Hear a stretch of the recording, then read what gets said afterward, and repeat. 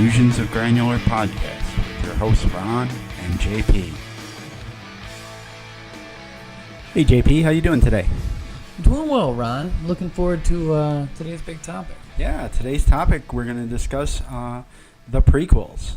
The contentious prequels. The contentious prequels. Why we think that the prequels don't suck.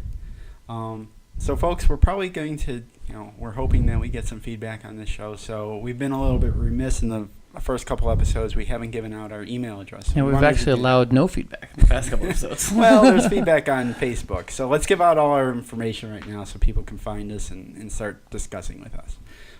So our email address is swdog, that's swdog77 at gmail.com. And we can also be found on Facebook. Just look for Delusions of Granular or just type in facebook.com/swdog and you'll find us right there on Facebook. There it is. All right, so do we want to talk about some news first? We just kind of... Sure, Comic-Con just wrapped up this past weekend.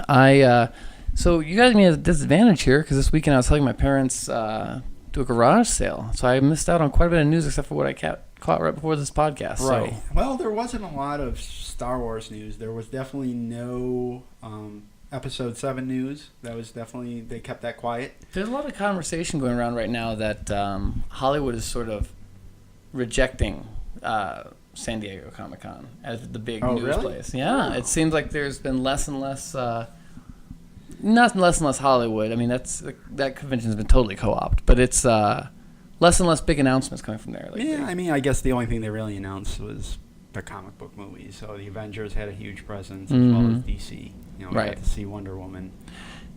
Yeah, that topic for another podcast. Yeah, that's a different podcast. We don't really talk about superheroes here, unless they actually cross over into the Star Wars universe, maybe in the future. But who knows? So Star Wars news, though, I did catch that. They are releasing. This is the new trailer for Rebels. Yeah, there was a couple of clips for Rebels. Looks really good. There's some really good buzz going on for people who've seen. I believe the first episode is an hour. And yeah, it's getting some great buzz. The clips look great. It apparently has a good old trilogy feel to it. So, of course, that's making the fans really happy. I know. I'm a little. This will dovetail nicely into our topic later on, but I'm starting to get a little bit of a rash at this whole. It's evoking a nice old trilogy feel. Yeah, this could be a problem. I think. It's like, well, why are we tearing down something that we've spent so long building and perfecting? Yeah, there's. I wonder what fan reaction is going to be to the new movie, because they're definitely going back to the original trilogy. It seems like they're catering towards my generation. Agreed. And they're forgetting that there's a whole group of people that grew up with the prequels as their Star Wars. And that's just it, though, is that I sadly bring comics back into it. It reminds me of how comics, as somewhere around the mid-late 90s, as the image thing was kind of dwindling, creators came in who grew up during the Silver Age, and they started trying to institute a Silver Age mentality, and they kind of reset everything that happened. Right. And this happens with greater and greater frequency, to the point now where that whole continuity in Marvel and DC are sort of gone. Well, what I'm worried about is that by resetting everything again and trying to go back to the OT, which today's generation didn't grow up on. But wait, they're not trying to reset. They're just going for the old trilogy tone, look and feel. Everything is tactile. Right. And all I'm saying is I know that Marvel Comics announced at San Diego Comic-Con there are 3 new Star Wars titles, and not a single one was related to the prequels. No, not at all. They take place between episode 4 and 5, I believe. Yeah. So they're New going Hope and over, Empire. Yeah, they're going over territory that's already been explored in the EU with Shadows of the Empire. Apparently, they're just rewriting over that. Shadows was between Empire and Jedi, right? Oh yeah. No, you're right. Yeah. So they're rewriting. I guess there was. Was there anything in the EU that took place during this time? Oh man, that's a kind of a blind spot for me. So I don't know. I was thinking that it was Splinters of the Mind's Eye, but That would that be? takes place. Yeah, no, that would be Splinters, right? Yeah, that takes place between. Yeah, because that was written originally as a sequel to Star Wars, Yeah, but then episode 4 and retrofitted. 5. Right. Okay. Okay, so they're rewriting that, which okay, fine, whatever. But yeah, so new comics, Rebels. That was pretty much the really big announcements. We got to see Mark Hamill sporting a beard. He was at the Guardians of the Galaxy premiere, and he definitely is letting his hair grow a little bit longer. He looked a little shaggier. Nice. And he's got the full Obi-Wan Kenobi beard. You know, so of course, Really, yeah. he went full beard. He's got I full haven't beard. even caught that We yet. saw him a month and a half ago. Yeah. When he was at what was he? He was at Disney for Star Wars days, Yeah. Star Wars weekends. And he had kind of a tight crop beard. Yeah, this is long. It's a long Wow. bushy beard now. You know, so I don't- people are saying, "Oh, well, you know, he looks more of a heir to Obi-Wan Kenobi than he does an heir to Anakin Skywalker." And again, How does that work for you? Does it look good? it looks fine. Yeah, it looks good. But what bothers me, and I think that's what really is what this episode is going to be about of Delusions of Granular, is how the hatred or just basic denial of the prequels usually creeps into fans' dialogue. You know, like, okay, Rebels is going to be good because It's more like the original. more like the original trilogy, and the Clone Wars, well, we didn't really give it a chance because that was more like the prequels, and, you know, prequels just has this blanket of hatred over it. Do you feel like they were shocked by the ultimate, like, critical success of Clone Wars? I think that, yeah, they were probably not prepared for it. I don't think fans were prepared for it. Yeah, I mean, I think that they were probably building this Rebel series like before they announced the cancellation. Right. And they were like, okay, well, this time we're going to go back to the OT. That's what everyone likes. Well, and this isn't really what we're going to be talking about today, Right. but I just wanted to, what I heard about Rebels was this was Dave Filoni's original pitch to George Lucas. For this is the show he wanted to do, and George was like, well, That's why the don't no man's land territory. why don't you, let's not Yeah. go there, you know, play around in the prequel universe still. So that's what he did, and apparently he proved himself, and, you know, George was like, okay, or Disney was like, okay, let's run with your original idea, which was to do Rebels. So I think that, I mean, we've already professed our love for the Clone Wars and for Dave Filoni.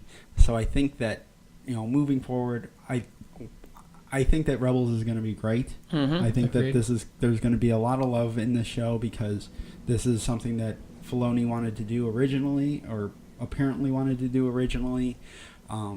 This is going back to the time of the original trilogy, or at least, I think, 5 years before A New Hope. Somewhere in there, So, you know, it's going to have more of what is perceived by the older generation is that Star Wars feel. You know, we've seen TIE fighters, and we're seeing, you know, stormtroopers and not clone troopers. So, yeah, there's going to be, you know, it's going to have that feeling of the original trilogy. And again, that's what they're trying to get back to. But they're leaving behind this legacy of the prequels that. But let's not forget, they are going to give us one last look back at the prequels. They've announced that the fifth book of the canon. Yeah, this was kind of a little bit not as prominent of an announcement, but yeah, they did announce another novel, original novel is going to be produced that focuses on, I believe, unused scripts of the Clone Wars about Asajj Ventress, and I'm forgetting the other Jedi that's involved in it. He was... Oh, I just knew about Asajj Ventress. Yeah, That's all he's I the rogue decided. Jedi, but Asajj Ventress basically is going to have her own novel, and I think that's coming out next year as well. So, And you know, Katie there's- Lucas is yeah. involved in some. Yeah, so Yes. there's still kind of, you know, there is stories of the Clone Wars from the series that are, you know, never made, that are still going to see the light of day, whether it's in comic books like we discussed last time with the Darth Maul book, or novels, or who knows what. But it looks like, you know, things are going to be used in the future, and we're going to, you know, keep getting stuff that either was meant for something else, or brand new things, but plenty of new Star Wars stuff. The bottom line is the prequels are here to stay. The prequels are here to stay, folks. We need to get used to that, and hopefully people won't forget that, because there's a lot of good to be had there. There is a lot of good. There's this blanket of hatred that falls over the prequels, and I think we're here to say enough. Right? And this is coming from a Gen 1 fan who grew up with the original trilogy, and enough's enough. There's a lot of good in the prequels. That's what we're here to talk about today. The positive side of the prequels and why they don't suck. So, JP, did you want to jump into this? Where should we start? Well, like we said earlier, it's a very big topic, and I think this is really going to be a trial by fire where they actually hear us hash it out. Sure. As we go through it. So should we just start from the beginning? Yeah, let's just start with the beginning. The Phantom Menace. Phantom Menace. Year's 1999. Other notable films of the era: The Sixth Sense, The Matrix, Austin Powers, The Spy Who Shagged Me, 10 Things I Hate About You, Fight Club, Being John Malkovich, American Beauty. Nice. I remember 1999 very well. It was a great year. It was a great year for movies. One of the movies two of the movies that really stand out for me in 1999 was The Matrix, because I stayed away from The Matrix because I did really feel like it was stealing, or because it came out before The Phantom Menace, I felt like it was stealing Star Wars' thunder. Proved at the Oscars. Being a sci-fi movie that's coming out, a few months in advance of Star Wars. You felt like it was grabbing all the attention, and it's a great movie, so it deserved it. It was just came out in the same year. And the other movie that I truly do remember being a big 1999 movie was Fight Club. I only remember that because Fight Club came out. It was a 20th Century Fox movie along with Star Wars. So every time I saw The Phantom Menace, I saw the trailer for Fight Club. Oh, really? 13 times. They tagged the Fight Club on the... That's such a weird cross-promotion. Yeah, so every time I saw it, it was... I mean, this was before you could watch, easily watch trailers on the internet. And they weren't even debuted on the internet. They were, kind of debuted at the movies first. I guess that makes sense, though, because they expected everyone to be around that Fight Club age, late 20s, early 30s. Yeah. So, and it was 20th Century Fox, so it was definitely, it was like, it wasn't just tagged on to the beginning of the reel. It was on the reel from the studio. Which is interesting also, because it's been purported that The Phantom Menace is a kid's movie. Yeah. And here they were marketing Fight Club right before Fight Club. it. So. Yeah. Which I don't even know if they knew how to market Fight Club, but I guess that's neither here nor there. So yeah, it was a good year for movies, and then The Phantom Menace came out, and I think a lot of people thought, well, this really stinks up the place. I think, like we were talking about last time, it had an initial. Everybody was so excited about it because it didn't. It was a new Star Wars. We hadn't seen Star Wars on the big screen. This was something new. So we're all kind of, high off of it. And then, I think that it started to go bad when, first the title was announced, and The Phantom Menace. That didn't sound like the traditional Star Wars title. It doesn't sound Star Wars. And then we got hit with Jar Jar and Jake Lloyd. Going back, though, is Jake Lloyd's performance... I'm jumping ahead, but no. Let's get into this because I don't want to. I don't think really want to harp on the bad things of this. Let's do this. Let's try to put the Phantom Menace on trial and defend it. So, ladies and gentlemen, let's start with the big one, Jar Jar. Everyone hated Jar Jar. Jar Jar was ridiculous. He was slapstick in a movie that didn't. In a saga that didn't have slapstick in it before. Until you start looking at things like C-3PO getting blown apart, getting fixed by Chewbacca and getting carried in a little knapsack. Right. R2 gets eaten by the monster and blown out. Whoa! Right. But I think I think a lot of people will say that, well, that was R2D2 and C3PO. They weren't intentionally being comedic, whereas Jar Jar was intentionally being a comedic source. Jar Jar didn't mean to step in that doo-doo. Jar Jar did not. The poodoo. Yeah.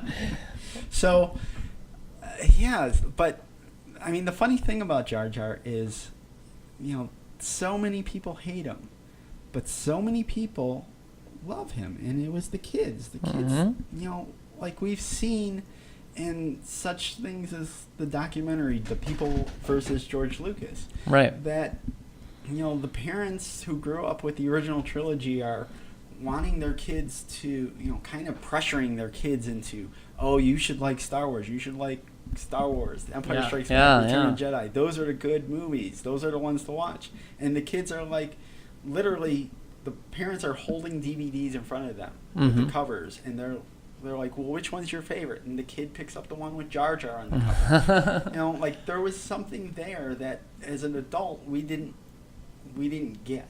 Well, that was the thing, is that it was so much about, and I think this comes a lot down to expectation, is it's that these parents want their kids to really like Star Wars, but they want them to like it in the right way. Sure. Yeah. Yeah. And in the right way to them is the way they liked it as a child. Let's get to expectations in a second, but there was one thing I wanted to bring up about Jar Jar. Portrayed by Ahmed Best. By Ahmed Best, who honestly he made that character. Like George let him have the freedom to kind of come up with the voice and the mannerisms, and Jar Jar was also the first digital character in a movie 2 years prior to Gollum. Yeah, so there was a lot of groundbreaking stuff going on, and we didn't have people like Andy Serkis who totally refined the technique of how to portray a digital character. What you could do with mocap. How that really. Yeah. There wasn't even mocap. That wasn't. Oh, that's true. You're right. Yeah. So, like, say what you will about Jar Jar. He's a groundbreaking character and a groundbreaking technique in movies that isn't going to ever go away. Even if we choose to ignore prequels, that's still a groundbreaking moment in movie history. Well, I mean, if you're going to look at it from a technical perspective, the prequel trilogy is, just as, if not more, influential than the originals. Sure. I mean, from a storytelling perspective, I think the originals are, massively influential. Right. But from a technical perspective, the prequels, changed everything. Sure. So let's talk about the performance of Jar Jar, because that's, I think, what people really have a problem with. You mean the threes, like throwing the way he talked, his mannerisms, he's sticking his tongue out, and people were saying that maybe his voice was a little racist. I think that I call bullshit on that. Kids don't know that. We were putting our adult perspective on things. Yeah. Kids don't know this, and I don't think there's anything about that that's really, he's not. It's overtly. He's not saying anything offensive. It's one of those odd things that the prequels kind of touch on that the Clone Wars really gets into deeply, and that's the idea that there's this subculture that's literally underwater on Naboo. Yeah, right. And they're like, not only do they have like a substandard of living, they're also dumber and less educated. Right. But they save the day in the end. Well, okay, it's an odd concept. Right, and kind of loaded. The other thing is, we discussed this last episode, but the Clone Wars really does fix that, and it makes Jar Jar a hero. And now, before we get to fixing, though, it's interesting just that he would even do that, like that he would even put those kind of concepts in this movie. Like, sure.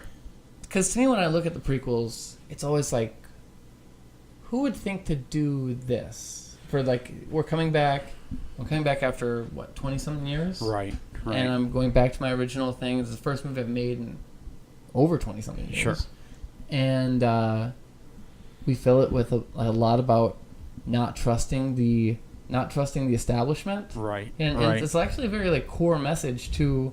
Interesting, too, because his son was just about 4 or 5 at that time. And so he makes this movie that's all about I know that you think the Jedi are great and you should just follow what the Jedi say, but maybe they're not so great. Right. Well, there's a lot of themes going on in this movie. Mm-hmm. There's, working together as different societies in order to, overcome the evil. The people of Naboo had to work with the Gungans in order to defeat the battle droids, the Trade Federation army, the Trade Federation in general. This is stuff that, like, they're throwing out a lot of bigger things that even bigger themes that were going on that were only really mentioned in the background of the original trilogy. Yeah. And meanwhile, a small conflict like that on Naboo, then they show how it ripples through and how the entire Galactic Senate, because of deceits and lies and factions within and greed, can't work together. Right. And Yeah. So easily manipulated. I think that the prequels, and I do want to get back to Jar Jar because I had a point, but I think that the prequels, there's a lot of dislike for the prequels because it wasn't what people were expecting. It wasn't the movie that people wanted. It was what the movie that they got. It was what George wanted to do, and what George really wanted to do was expand the universe and tell this bigger story. If you look at the original trilogy is really just telling the story of a farm boy who's finding his destiny. He's rescuing a princess. He's, their Empire Strikes Back. The entire plot of that movie, other than, is Luke in training and Han and Leia and C-3PO and Chewbacca trying to get from point A to point B. Mm-hmm. That's really the plot of that movie. Yeah. They're not talking about trade federations and, the Senate rules, and, it's just really the characters getting from point A to point B. And all of that other stuff, the bigger picture, is in the background. Right. And what George Lucas did with the prequel was he flipped it. And let's focus on the big picture now. And, the smaller stories kind of got pushed back. And that's true. It's a shift of focus. Yeah. And I say he needed to do that. We needed to do that because, we learned so much about the Star Wars universe because of the prequels. See, I agree 1,000% because I feel like by changing that focus, it widened the universe. It made it so it had a legacy. Yeah. And it made it so that Dave Filoni could do 1,000 different types of stories. Right. So that so the EU can do it, all kinds of stories, so that they can move forward. And that's why I think that's our fear of Episode 7 is they're going to go so far back to the original trilogy is they're going to forget about the wider universe that was. They're going to atrophy. Yeah. So, there's a lot of world building that's going on in the prequels that I think gets overlooked. We're introduced to so many different characters and so many different races that, again, we're just in the background of the original trilogy because it was a much simpler story. Mm-hmm. So anyway, I wanted to get back to Jar Jar for a second. Jar Jar was considered the kind Bastard. of like a. Oh, I was going to say Buster Keaton, but he was slapstick, and he was a Buster Keaton type character towards the end. He's kind of falling over all the droid tanks and inadvertently causing destruction when he doesn't mean to, and all of this stuff. And I think people had a bad reaction to that it wasn't serious enough for Star Wars. That's what they wanted. I mean, we'd gone from Return of the Jedi and Empire Strikes Back. I mean, Jedi, you have this emotional battle between Luke and Vader and this super intense, most intense lightsaber duel we'd seen ever at that point. You've got the Emperor. You've got him burning his father's body at the end. It's so rich with drama. You also have Ewoks. But, people were, ready for that. They want to see more. Because you see that glimpse of who Anakin was at the end. You're like, who was this man? Right. Well, I think that you brought up the Ewoks. And, the Ewoks were kind of, people point to the Ewoks as kind of the beginning of the end. Yeah. You know, it's where Star Wars started to become more merchandising and a kiddie movie. But, you know, I think George is doing an interesting thing where he's telling this story that has very serious overtones to it. Mm-hmm. And he's telling it in the same way that movies like going way back to movies like Charlie Chaplin films, where Charlie Chaplin was telling these stories that was, you know, the Little Dictator and, you know, what's the one with the gears and the Modern World, yeah. Yeah, you know, and there was one City. I don't know. Okay. Anyway. Modern City? City Yeah, Lights? City Lights. Is that City it? Lights, yeah. Okay. You know, he was telling these very kind of serious subjects. And while he was doing it, there was slapstick involved. Yeah, oh yeah. You know, a lot of slapstick. You know, you had, you know, Charlie Chaplin was what? He was the little clown? Oh, the, it just slipped on my Yeah, mind. I The know, little, I not a little, I guess he wants a little tramp. Little Tramp. There Right. it is. Oh, yeah. So, you know, I think that maybe it doesn't fit in with today's sensibilities, but I think what Lucas was doing was he was kind of playing off of, you know, these old Charlie Chaplin films where there's serious stuff going on at the same time as there's slapstick. And maybe modern audiences don't understand it anymore.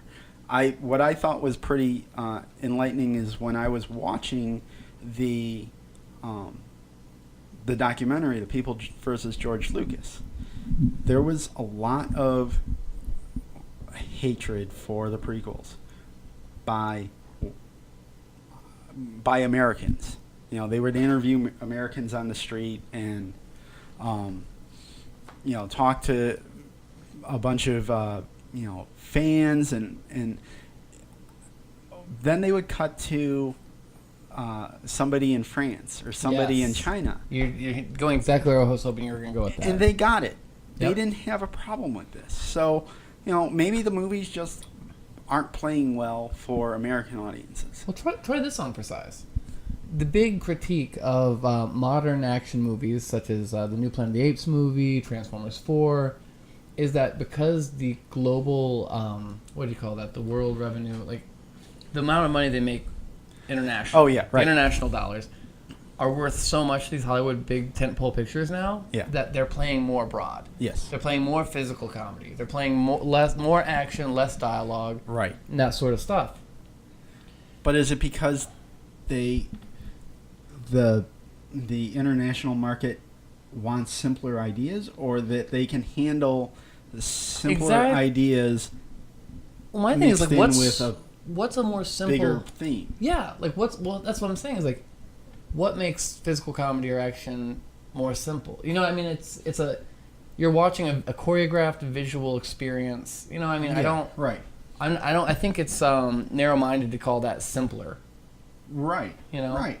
So That's the thing is, I think that, you know, one of the things that, you know, and George is always trying to when he owned the movies, he was always trying to defend the prequels as well. They were made for kids, and people will come back, especially in the documentary. They came back as like, well, then why is it a movie about trade federations and, you know, boring Senate stuff? And like, I think George's sensibilities were, he thought he didn't think on that level. Agreed. He thought bigger. He was going back to kind of his art school training, where movies like Charlie Chaplin movies or Buster Keaton movies did use this technique of having, you know, I don't know if Star Wars is technically pathos, but, you know, that's what Charlie Chaplin films did, was they had pathos mixed with slapstick. totally. Now, And I think a lot of foreign films do that as well. You have a movie like Life is Beautiful, right? That's the movie where I forgot the actor's name. Roberto Benigni. Roberto Benigni is in he's in Auschwitz. see, I actually never saw that movie. Well, so spoilers for that movie, and JP, you're out of luck. But Is the whole spoilers time for the you're movie wondering where he is at the end? Well, of the no, so his son is there with him in this, during the Holocaust, and him being the good father, he was like a circus clown before he was captured. Oh, okay. And he's basically putting on this whole play for his son, so his son won't know what's really going on. Italian film, right? Yeah, I think so. Or Okay. Polish. Well, International. Roberto Benigni was Italian, so I imagine it was an Italian film. But yeah, so he's putting on this play for this kid, pretending like everything is very lighthearted to distract the kid from the evils that were really going on. So I think that George maybe was shooting for more of the European sensibilities in the prequels. And the thing is, he is from that 70s Maverick generation, the American New Wave.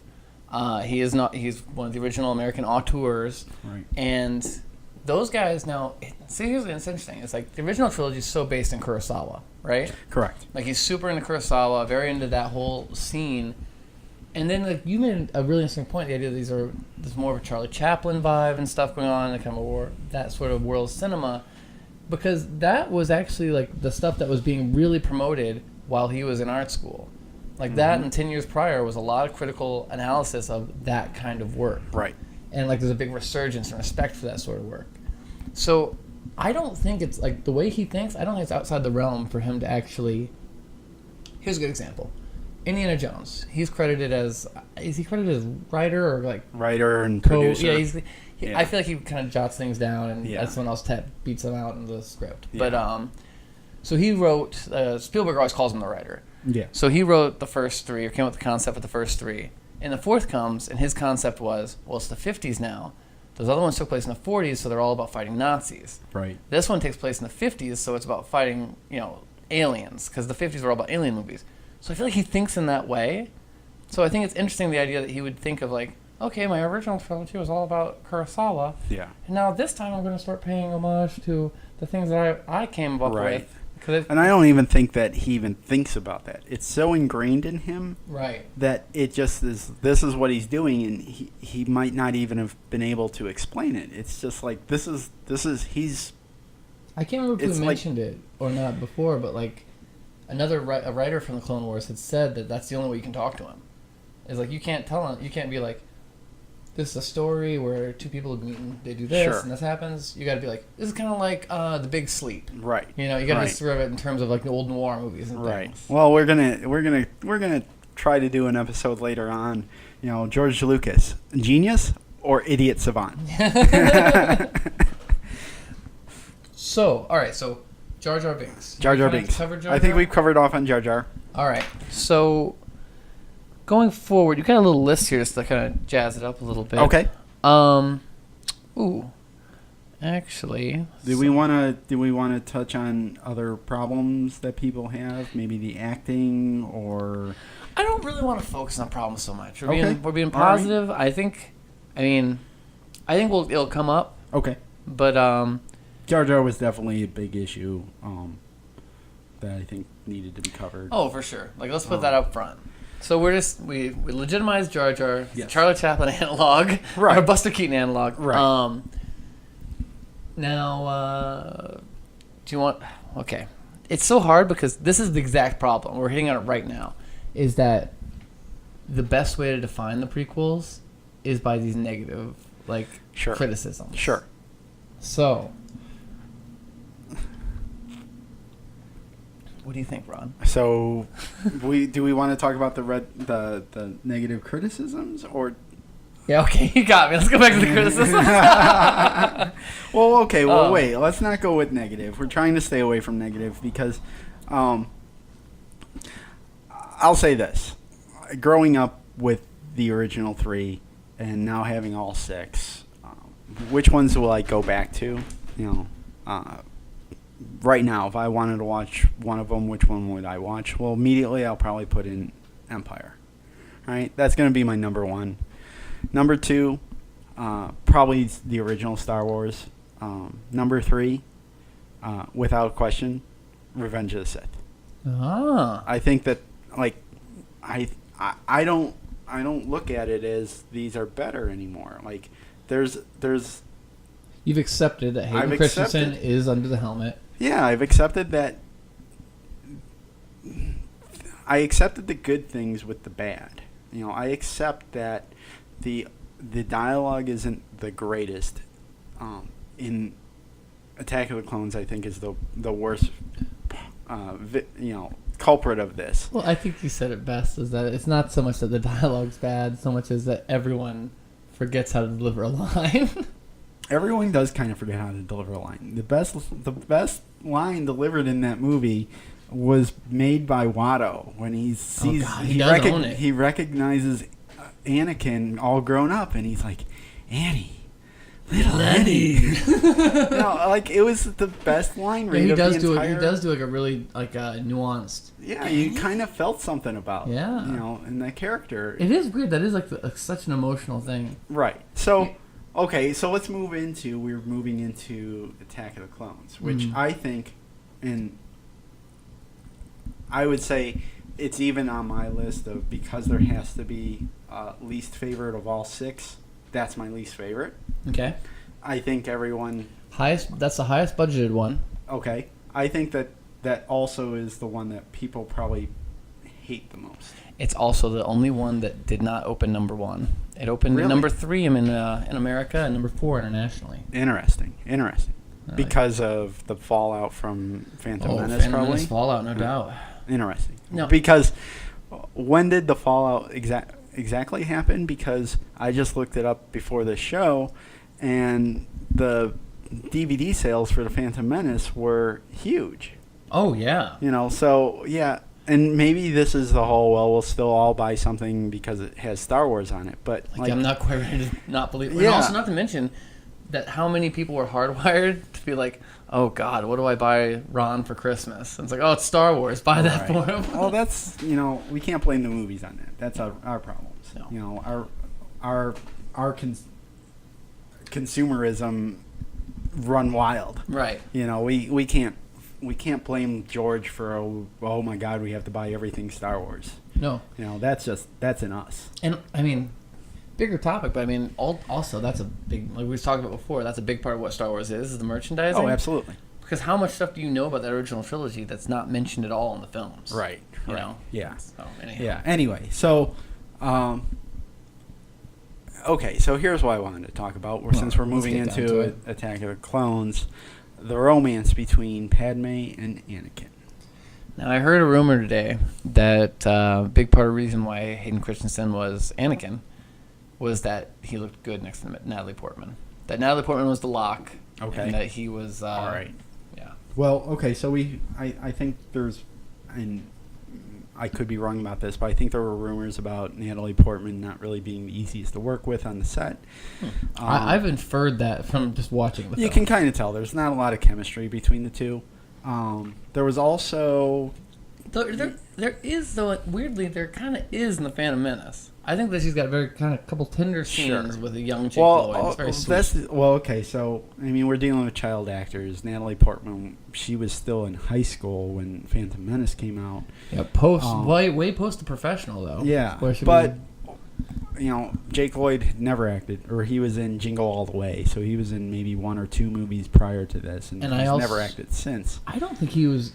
I'm just going to go on record. I have a problem with child actors in general, because I mean...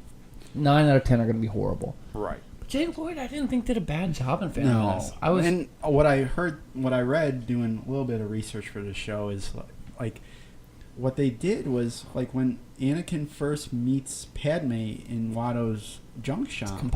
It's a composite of like take 7 and take 2. Yeah, and then the smile at the end is take 15. Yeah, so it's like, okay, we can blame the actors for being, like delivering their lines poorly.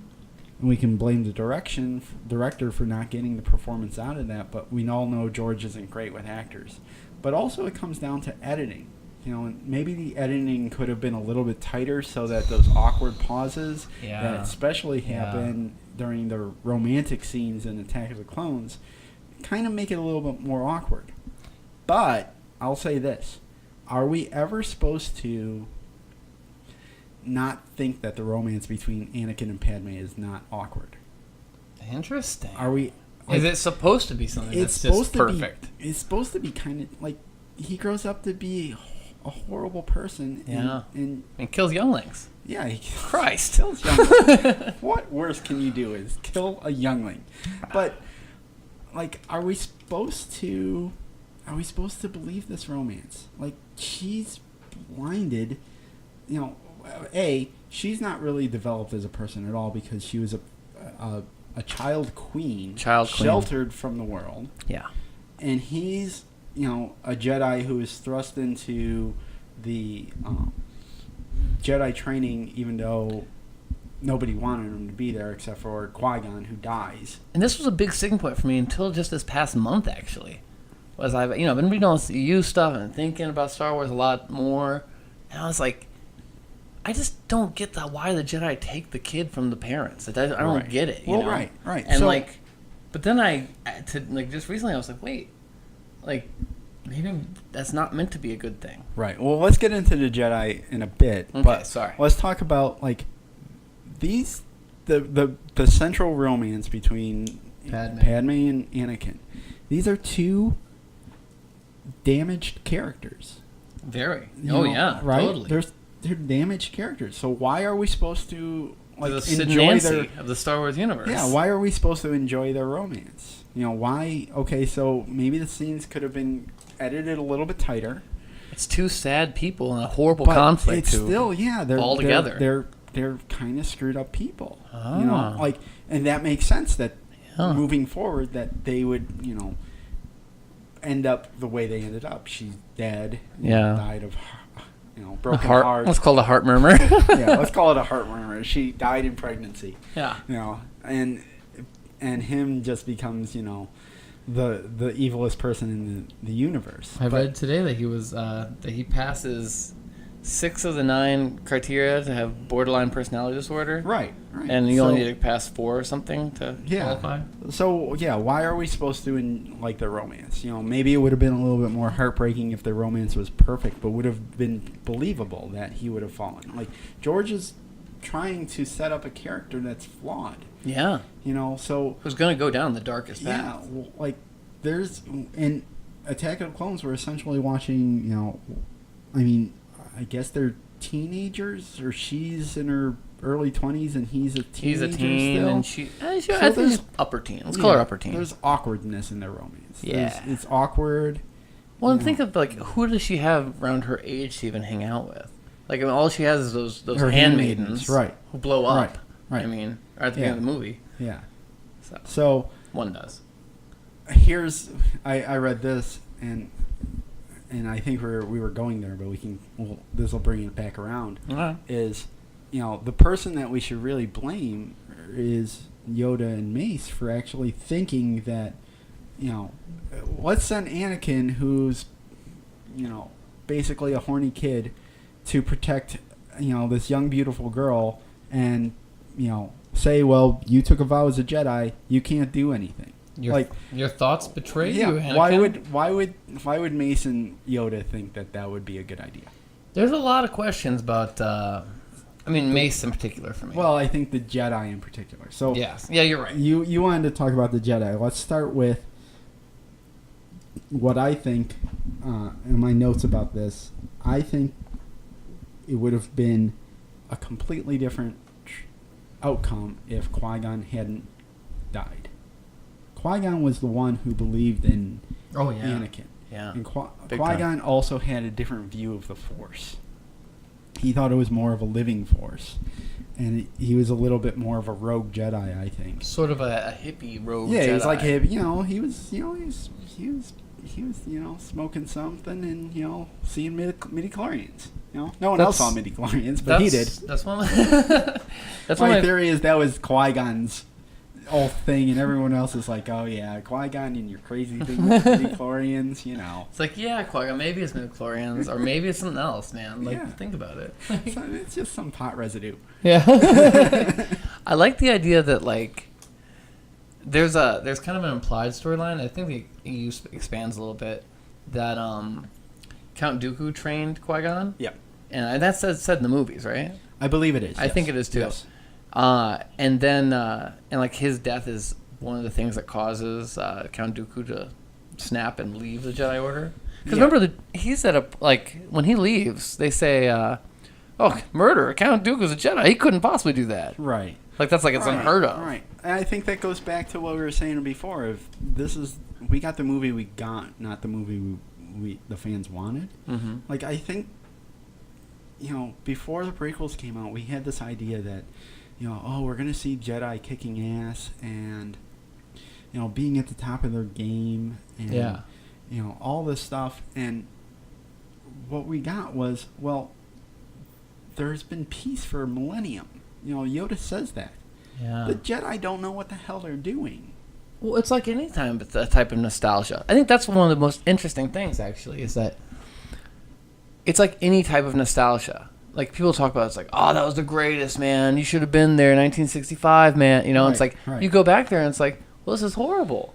Like, there's all kinds of things I don't like about here. There's no internet. That is a great way to sum up the prequels. Yeah. Not that, but, our memory, which is whitewashed. The memory that we were given from the original trilogy is not what reality was. Yeah. The history we were given in the original trilogy is that, Obi-Wan Kenobi was a great general who fought in the Clone Wars. Yeah. And what we really got was, I guess he was a great general, but he kind of was horrible and whiny, and someone should have done something. It was obvious he was going to go dark. Right. Yeah. He wasn't great. And, it's kind of like, I don't know, you were a Twin Peaks guy? Did you ever watch Twin Peaks? A little bit, yeah. The entire series you watched, no spoilers. Mm-hmm. We covered the last episode. Spoilers all life. Yeah. So the entire series, it's all about who murdered Laura Palmer, and so the entire series you're watching, and you're like, and the way people talk about her, it's just like she was so great and all this stuff, and you slowly find out she had secrets and this and that. But then when you watch the prequel movie, A Fire Walk with Me, you realize it's totally obvious to everyone that she's like fucked up, and like someone should have stepped in, but no one did. And people also had a bad reaction to that because they're like, where's the fun and stuff? And it's like, and it was saying kind of a similar message in the way that, hey, the past isn't as good as you remember it. Right. People whitewash things. Yeah, and I think that and Obi's especially Obi-Wan is especially guilty of this. Yeah, talking about Anakin early on. I think people will say, well, that's the character is just not being consistent with the way he was portrayed in the original trilogy. I don't agree with that. I think that he was portrayed fine. As Ewan McGregor did a great job. As he slowly became, Obi-Wan. Oh yeah, he agreed. Slowly became Alec Guinness. He was a kid in the first movie. I think that. I thought you were saying that the portrayal of Anakin was so far afield of Darth Vader. No, not at all. I don't think that's true either. I think we're agreed on both points then. I think Hayden did a fine job. Like at a certain point, Hayden, I think that people had a problem with Revenge of the Sith because the turn in the movie happened so quickly. Mm-hmm. But again, the Clone Wars kind of resolved a lot of that. And also, like we were just saying, damaged kid. Clearly damaged. Taken away from his kid. Taken away from slave taken away from his mom. Right. So why did they take him away from Shmi Skywalker? Why didn't she that was a bad decision. Yeah. They could have why don't we just bring Shmi? Why don't we ease him into it? He's a special case. Kid's got a lot of midichlorians. Can we make a special exemption and have the mom around for the first couple months? At least go back and get her. Wean him off. Get her, go back and get her after a couple of years, maybe. You don't even have to go in there with lightsabers. Go back to the Republic, a special thing. Yeah. Well, hey, you don't even have to involve the Senate or anything. That's the thing. What we learn through the Clone Wars is the Jedi are doing this all the time. They're taking kids away from their family to and little Jake Lloyd was too old, remember? Yeah, so they're taking babies. Why are the Jedi good? You really kind of, it's kind of almost like there's a certain perspective you can look at it where it's like a creepy you have to offer your first cult. You have to offer your firstborn. It's like, well, guess, okay, you're part of the Republic now. That's really good. You have all this great security. We have all this access to these spaceships and stuff to defend you if anything happens. Oh, by the way, we might send out a Jedi to take your firstborn because that's part of the protection program. Right. And it's just like, ooh, it's terrifying. It's like, well, it's nice to live in this free place, but it's scary. Yeah, so, I mean, again, I think that George is really touching on something that's deeper. You know, the original trilogy, again, was very simple. Mm-hmm. Black and white. Yeah. You know, the bad guys are in black, the good guys are in white. And Han Solo is in black and white because he's a scoundrel. You don't know. You never know. You never know. You know. Surprised he wasn't wearing white completely all in white when he got out of the, you know. He will be in the new movie. Yeah. No, he'll be full white. With a cape. Yeah. Oh, yeah. I love that guy. Yeah. But, you know, I think that there's shades of gray now in the Star Wars universe because of the prequels. Which broadens the storytelling. It totally does. Yeah, because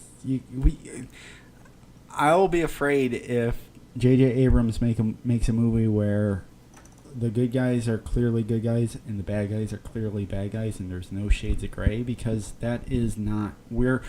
As an audience, we are much more sophisticated than we were in 1977. Exactly. So, you know, I think that's what we're saying is don't just write off the prequels.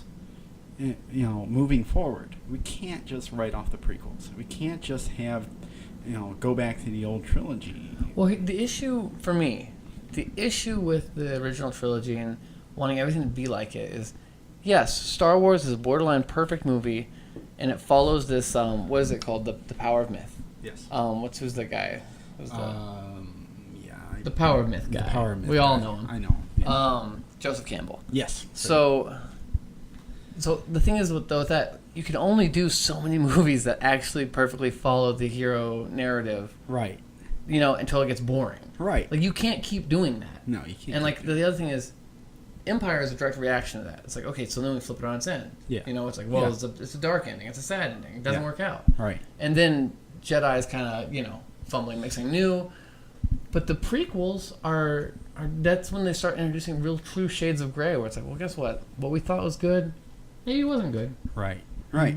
And, like, so, don't trust authority. Maverick filmmaker, auteur, 1970s. Politicians are not trustworthy. Yeah, they're not everything they say to be. Which is like, it's kind of an adorable thing when you think about that. It's like, oh, his son's 4 years old. It's like, you know, starting to really appreciate what his dad's doing. You know, Star Wars. Yeah. It's like, maybe I should give him a message that's gonna stick a while, a little longer than you know. Yeah. So yeah, the prequels are definitely, I think, smarter than everyone gives them credit for.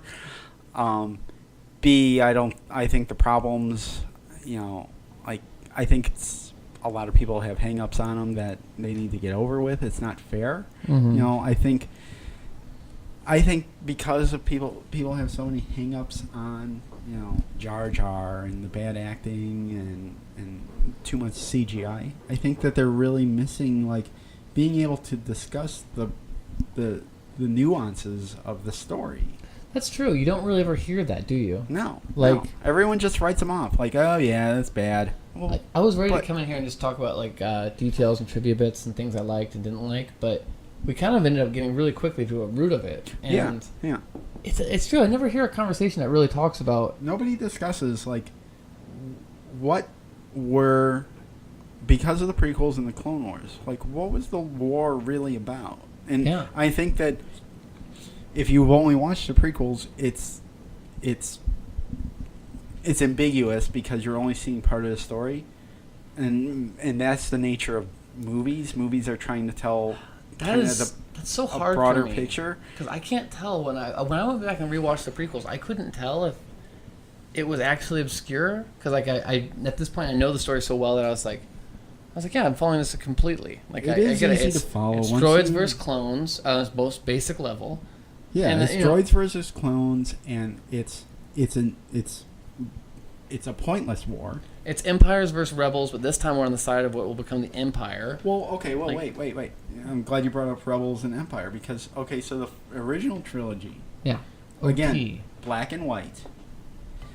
And you had clearly the evil empire and the good rebels who were trying to bring, justice to the universe, right? Which played fine in 1977, played fine through 1983. I mean, it'll still play tomorrow. I mean, Avatar kind of does the same thing, yeah. But that's not how the world works. It's not how the world worked back then. It's just what audiences wanted back then. They wanted, in a way, Star Wars was a reaction to the grayness of the Vietnam War. Right. Yeah, very much so. I mean, there's a lot of people that point to that being a big source of why it was so successful. Yeah, because, why were we fighting in the Vietnam War? Why were we there? What was the point of it? Yeah. Right? Let me just go away with my family to another place. Let me just escape out of that into a world far away, a long time ago. The good guys are clearly good. The bad guys are clearly bad. Yep. Right? Exactly. We've moved on. The prequels come out. The world is more sophisticated. Post 9/11. Post 9/11.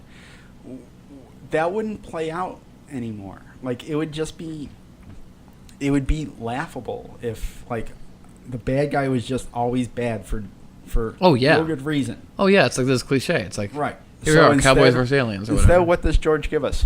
He gives us a war between trade federations and battle droids and clones, and the Phantom Menace is in this. And what does this all mean? Well, it means, if you really get down to the root of it, what is the Clone War about? What are the prequels about? It's a pointless war. You have one guy who is the puppet master, and he's controlling everything because he's the dark side, he's the Sith, and he's controlling everything. He's controlling the Trade Federation. Senator Palpatine. And Senator Palpatine. He's controlling the Trade Federation because they're puppets. The Nemoidians through his Darth Sidious persona. Yeah, right. But they're the Nemoidians, Newt Gunray and a bunch are Love that spineless cowards who are, just basically being led by whatever whim Darth Sidious has, and they control the droid army. Right? Yep. And then you have the clone army, which is introduced in Attack of the Clones, and the Jedi basically adopts them because Sifo Dyas ordered them, and Obi-Wan Kenobi on his little detective side mission discovers this, and like 5 minutes after that, the Jedi are like, well, we need an army. Oh, well, we have an army. It just happened to fall into our lap. Yeah. By the puppet master. Yeah. So, like, we're dealing in shades of gray here. Oh, and we're yeah, dealing certainly. with, like, a war that is pointless. Well, I think there's a clear message there that the literal, like, 1 man, 1% is controlling all these people who are just being factioned. Yeah, but they're being. But what is the real point of the war? It's not the accumulation of power of one. It's not to establish, trade federation roots.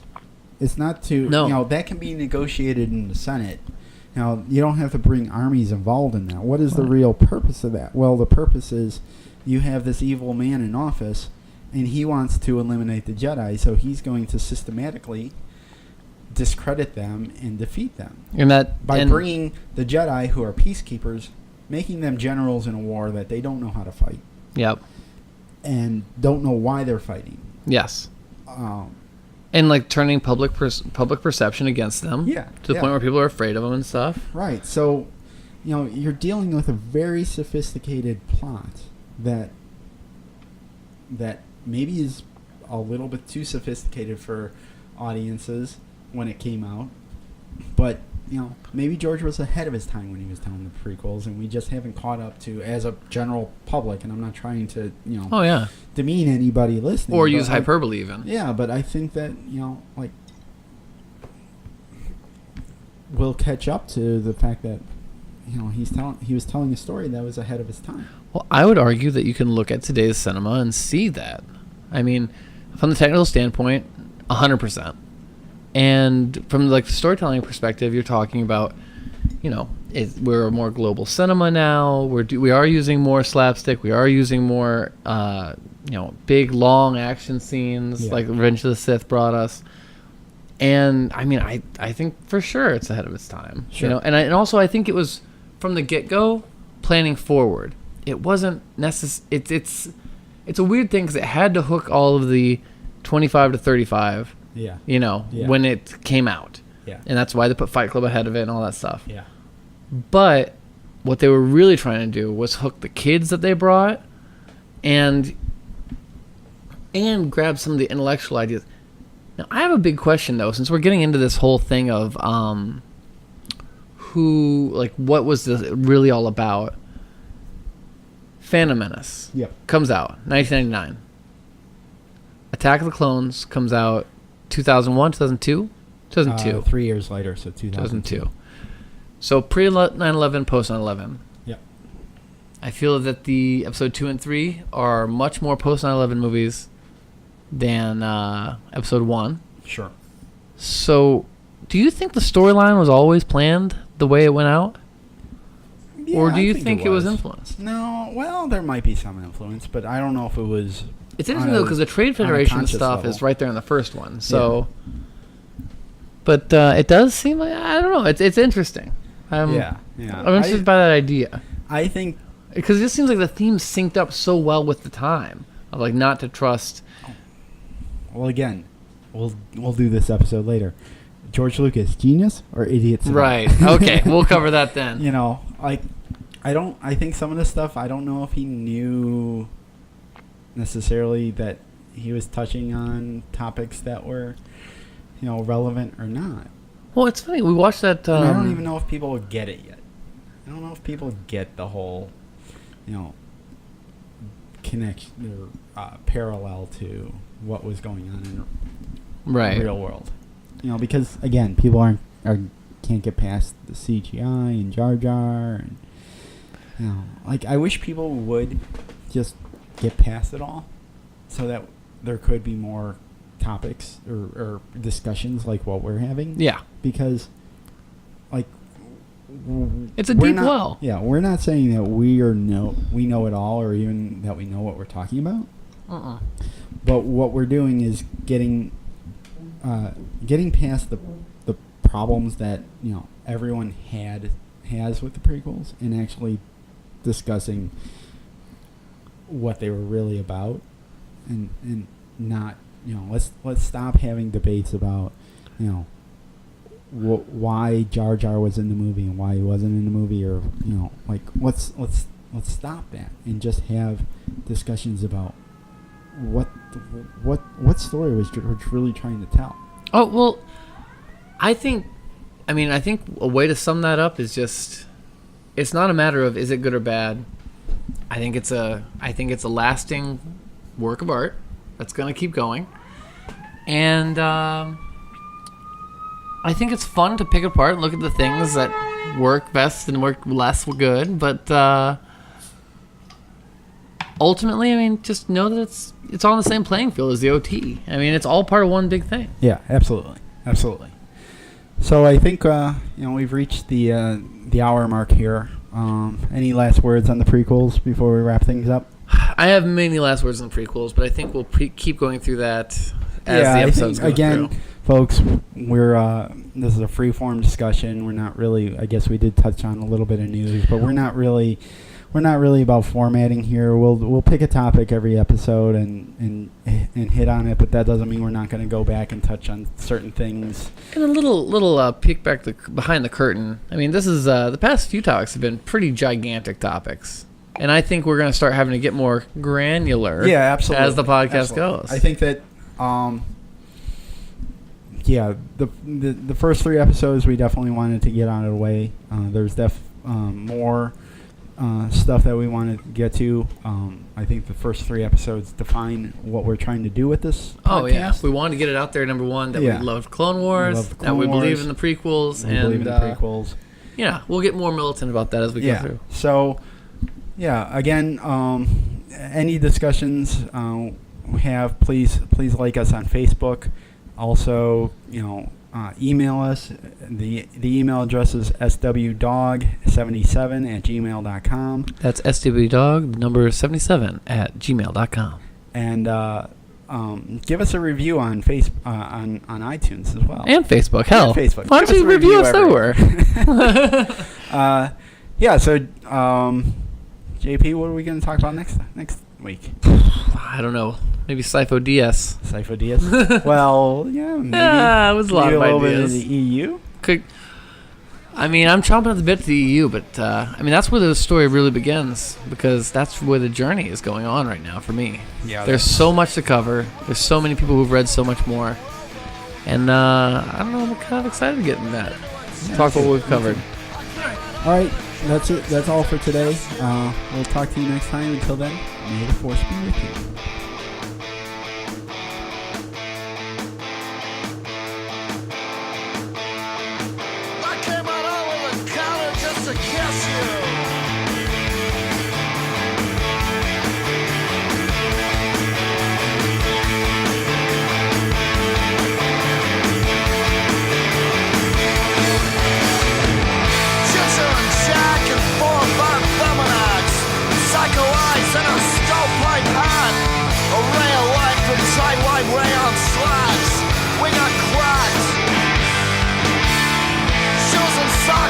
Socks and shoes.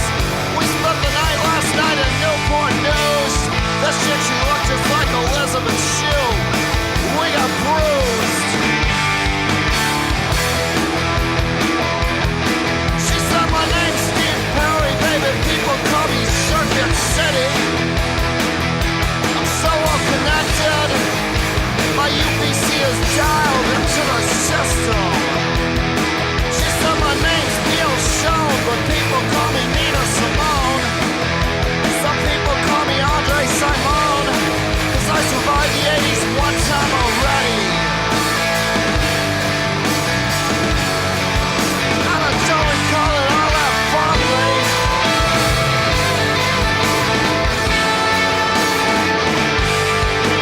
Hold steady.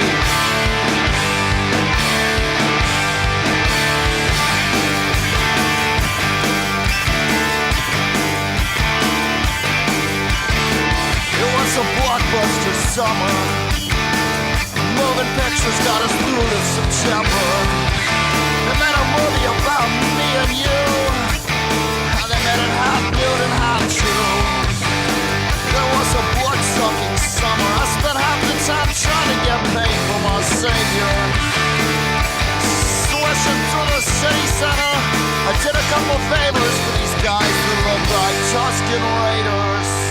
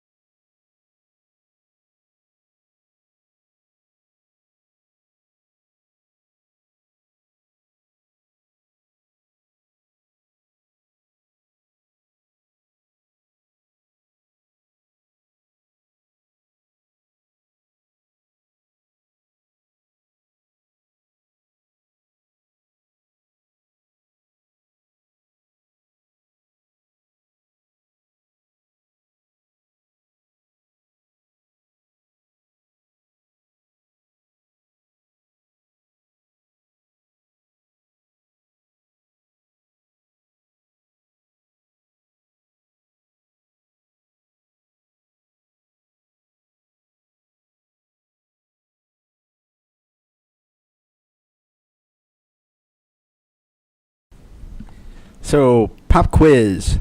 Things that the Clone Wars fixed in the prequels. Let's just go through the list here.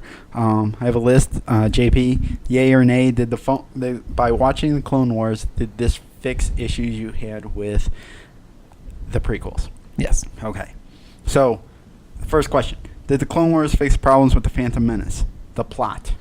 Yeah, that was my first thing. Is after watching a few episodes, that it suddenly dawned on me that the entire fight was actually about robots versus clones. Right.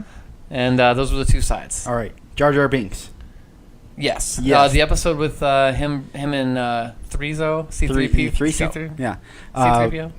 Yeah, it was Bombad Jedi. Written That by was written by the guy from Kevin Rubio, who yes. did the fan film Troops.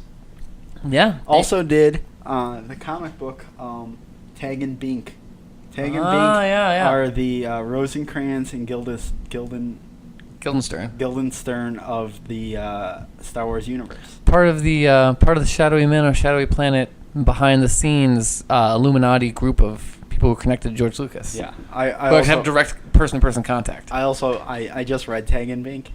Yeah. It's ridiculous. Awesome. It's ridiculous. I haven't read it. They're responsible for everything that happens in the Star Wars universe. Oh, that sounds like fun. Yeah, it's kind of Okay. It's kind of silly, but it's kind of fun. Sure. All right. It's fan fun.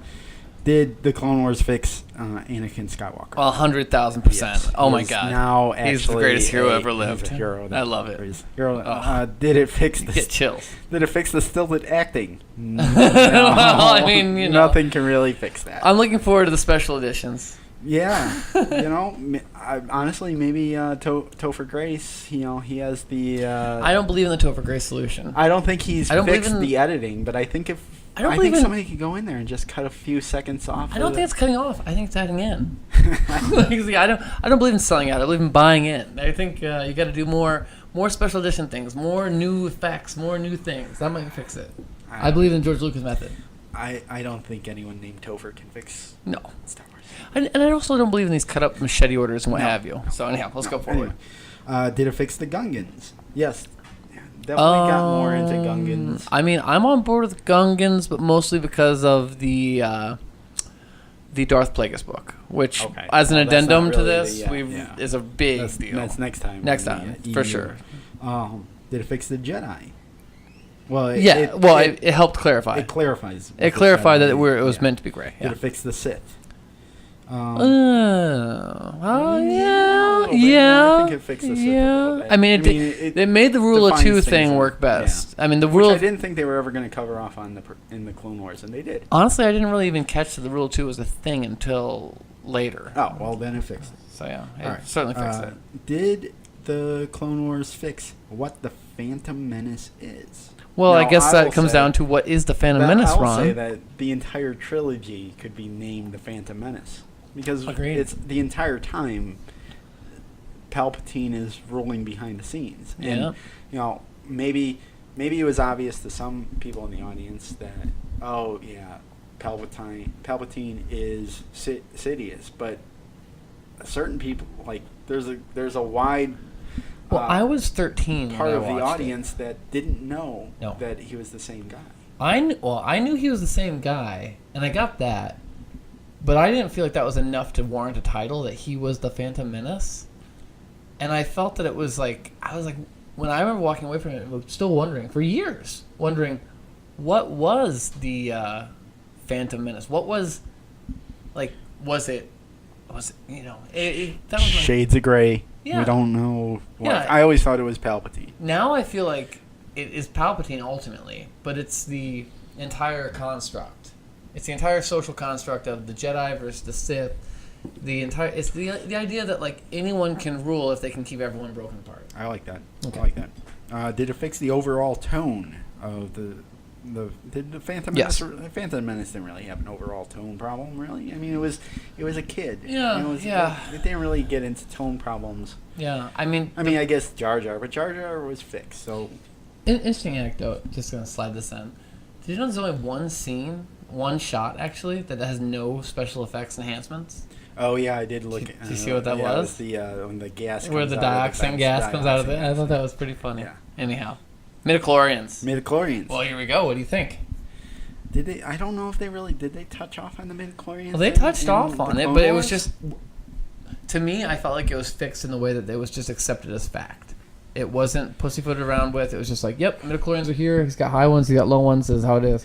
I don't remember it being mentioned in the Clone Wars. It was mentioned for sure. I like to think that the midi-chlorians were always just Qui-Gon's I like that idea. drug-induced concept. That he was just a pot smoker and That's he a- thought midi-chlorians were real and everyone else just kind of went out. That is a nice back door for people to step out of if they don't like it. Wow. And a friend of mine who's commented on this podcast said Qui-Gon Jinn is the dude of the Star Wars universe. I agree 100%. He is the dude of the Star Wars universe. But a friend of mine was commenting on this that the midichlorians was a big sticking point for him because it said that not everyone could be a Jedi. And the beauty of the idea of the original was we all have tried to like move things with our mind and it doesn't work. Well, All right. I don't know. Let's keep going. Let's keep Well, going. Sticky point. It Let's was keep- midichlorians. We'll come back to midichlorians. We'll do sticky an entire midichlorians. episode on midichlorians. Yeah. We'll gain a lot of listeners that way. Did it fix the romance between Anakin and Padme? I would say yes. It brought in Yes. more conflict, No question. Yep. more problems, more. The Netflix Lost episode season. There's a whole Clovis comes back, Clovis comes and like back, yeah. you see that their relationship was fractured. And if you think of it that way and you go to the next movie with that in mind, it's like, oh, there's a reason it's also weird and stilted because they were like kind of quasi-separated and are now trying to make faux happy. Yeah. Okay. The clones, So skip around yes. the clones definitely fixes the clones. It's all about the clones. Yeah, The clones we have learn clone personality, they names. have- yeah. It means something when they die. Yeah, I cried when Did they it died. fix Palpatine Emperor? Yeah, I think we touched off on that. It definitely paints his story a little bit more, Oh yeah. I mean, I think you get a lot more understanding, especially with the Zilla Beast yeah. episodes where Great he's episodes. Yeah. hey, let's take this. Oh, his armor is his scales are impervious to lightsabers. Let's clone this guy and make armor out of this. Yeah, they totally that's did a great job great. with Palpatine. Yoda knows Chewbacca. Does the Clone Wars fix that? I don't, No. nothing. And that fixes depends on how you feel about that. How do you feel about that, Ron? As a Chewbacca fan, Gen 1 Chewbacca fan. Although you seem oddly middling on Yoda. You don't seem like you're really into Yoda. I'm not a Yoda fan. Huh. I'm not a Yoda That's fan. odd. I'm a big Yoda fan. I'm also a big fan of Yoda and his little jumper. His little velveteen jumper he wears in Revenge of the Sith. The little Oh. Yeah. pantsuit thing. No, You don't like it? I'm not a I fan think of it's that. adorable and No. fun. All right. Does the Clone Wars fix the idea that this is a small universe? For sure. Oh, yeah. They There's give you definitely- so much that you could just blow up. Yeah. Yeah. The turning of Darth Vader, we get a better idea Yes. of, him turning. Let's spend a second of time on Okay. this one. I mean, there's two episodes in particular. The one where where he's interrogating the guy to find out where Ahsoka is, and he grabs him, force chokes him, lifts him up. Yeah, there's definitely more. Although it does raise questions like, why didn't Darth Vader lift up the Imperial officers that he was choking? Because Jedi's couldn't do that back then. yeah, Or maybe he kind of maybe he was like less in touch with the Force by that time. I don't know. That would make sense. R2D2 could fly too. But How come he but doesn't anymore? Well, that was fixed for me. That should be on this list because that was fixed for me in Clone Wars. How? That was fixed for me because in Clone Wars, He in breaks? almost every single episode they showed R2, they made him fly. Almost like a fuck you to the fans. Like, guess what? You have a problem with R2 flying? Newsflash, he flew. But he doesn't fly in any of the original trilogy. Well, you know what? Maybe his rocket boots got busted, or maybe he's an asshole. He's an old man at that time. Maybe he's a grumpy old man. And he's just like, I buy would that. fly. I'll but buy that. I don't want to waste my I'm lazy. juice. I'm lazy. Yeah, exactly. All right. Does it fix Padme's death? No. No. Well, that depends on if there was ever a problem with Padme's death for you. She died of A broken heart. broken heart. Well, love is a big thing, man. I buy it. Her selling point with me, Anakin, you're going somewhere I can't follow. You're breaking my heart. I mean, you didn't. Okay. all right. You have to go there. I bought it. I'm trying not to hate on that. Yeah. I watched that scene enough times that I went from hating it to actually loving it. So. There's a big one that it fixes. It fixes Order Order 66. 66. Holy Order shit. 66 after you watch the Clone Wars, it's literally heartbreaking. An arc where one of the main writers was Katie Lucas. Yeah, George's Katie Lucas.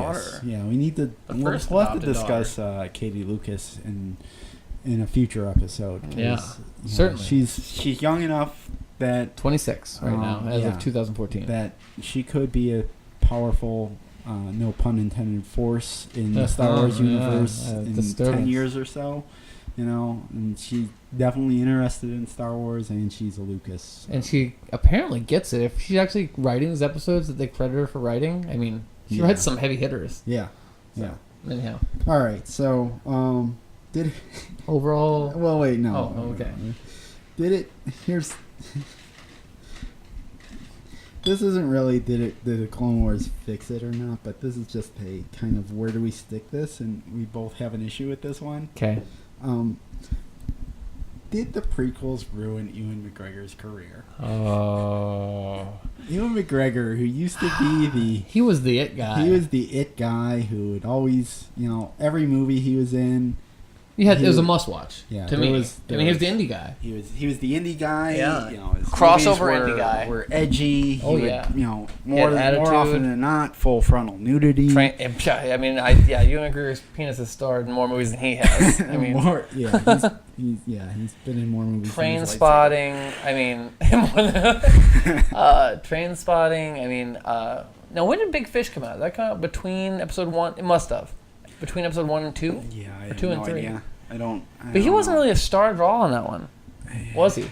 I mean, that's a great movie, but Oh, I love that honestly, movie. I don't think about it because I feel like maybe it did come out after the prequels. Yeah, because this thing is Like he's not edgy in that. That's agreed. Yeah, he's I like the mean, dad character when he's young. Yeah, that's not really. It's a weird thing. I think it coincides with the fact that he was tied up with the prequels, which took up his schedule, and B,